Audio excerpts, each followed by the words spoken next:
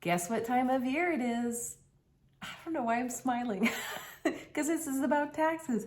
But this is for my floating home owners in Oregon, in the state of Oregon, Multnomah County. This is the personal property tax filing form.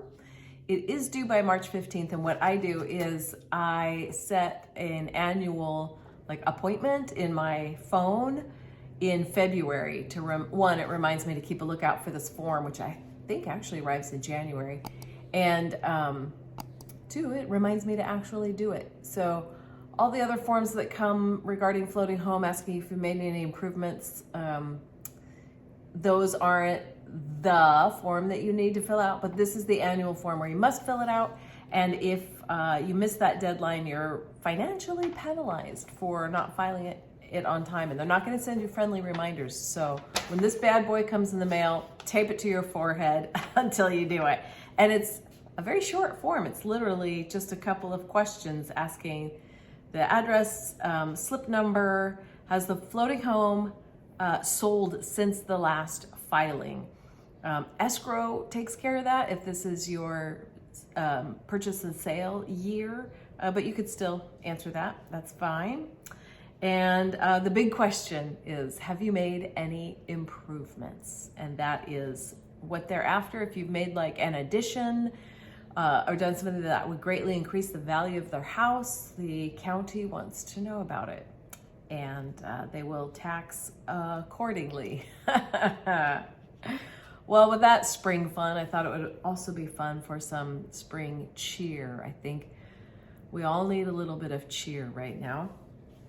So I bought myself some daffodils. I bought them just before the freeze, so that's why they're not planted, because I brought them inside.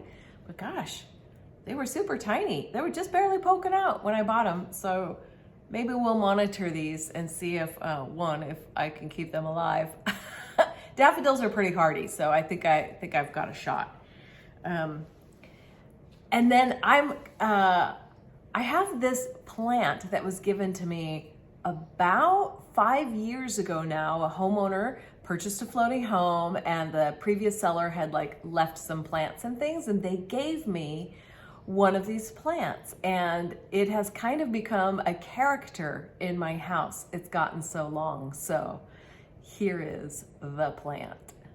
So this is the plant. I had to repot it because it had gotten so big. It's called a pathos or pathos. I'm not sure how to pronounce that.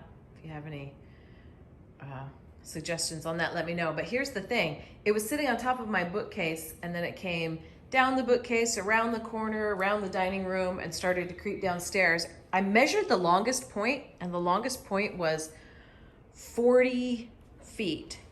So here you can see I've now got it coming up and over the railing, and it goes all the way down to the stairs. And I've even trimmed this because it would have gone right out the door if I hadn't trimmed it from where it was. But David and Tracy, your plant lives on. I hope everybody is having a good March and staying warm. I think we're past the freeze. Yay! And I wish you all well. Thank you so much. Love my floating home community.